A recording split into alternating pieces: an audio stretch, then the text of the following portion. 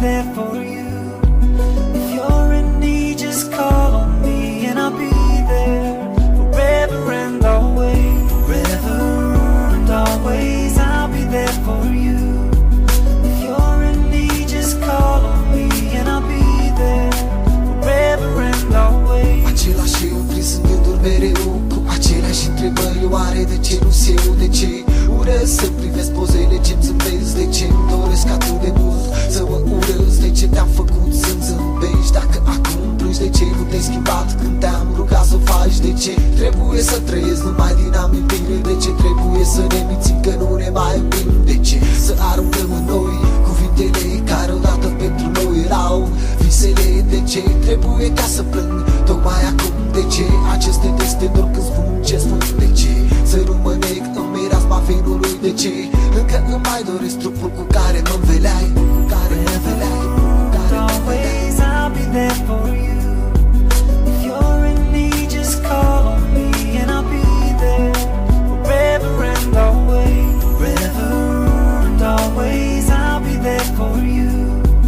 If you're in need, just call on me and I'll be there forever and always. Mi-e dor să-ți mai sărut odată buzele, mi-e dor să mai trăiesc măcar odată clipele, mi-e dor de el și ea cum erau cândva două suflete pereche ce iubeau marea. Mi-e dor de nopțile fierbis cu tine în dormitor și de diminețile când adormeai pe pieptul meu. Mi-e dor să îți mai cânt printre amintiri, mi-e dor măcar odată să plâng când în brațe te strâng. Mi-e dor de ochii verzi cu care mă împeți, mi-e dor să mai șoptești cât de mult mă ador. Mi-e dor să mai visăm, mi-e dor să numărăm stele căzătoare după ce ne iubim. Mi-e dor să ții la mine când te supăram, mi-e dor să te aling cum numai eu o făceam. Mi-e dor de tine și fără să mai spun ceva închei aici că doare, e doar un el și-o ia.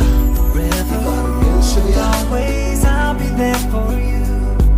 If you're in need, just call on me and I'll be there forever and always. Forever and always, I'll be there for you. If you're in need, just call on me and I'll be there forever and always. Revin și mă las purtat de armonia noastră ce era de invidiat. Înlăcrimat deschid ochii și revăd două trupuri calde ce se iubeau până zori alungat. De singurătate am decis să rămân cu două umbre în spate. Acum întorc ușor clăpsirea timpului și mă gelez fără scrupule amintirilor. Dar amintirile vin, amintirile se duc, chiar noi rămânem doi copii ce se iubeau în trecut. Atât de mult iubeam marea și luna mereu ne lumina dragostea. Acum pe că amintirile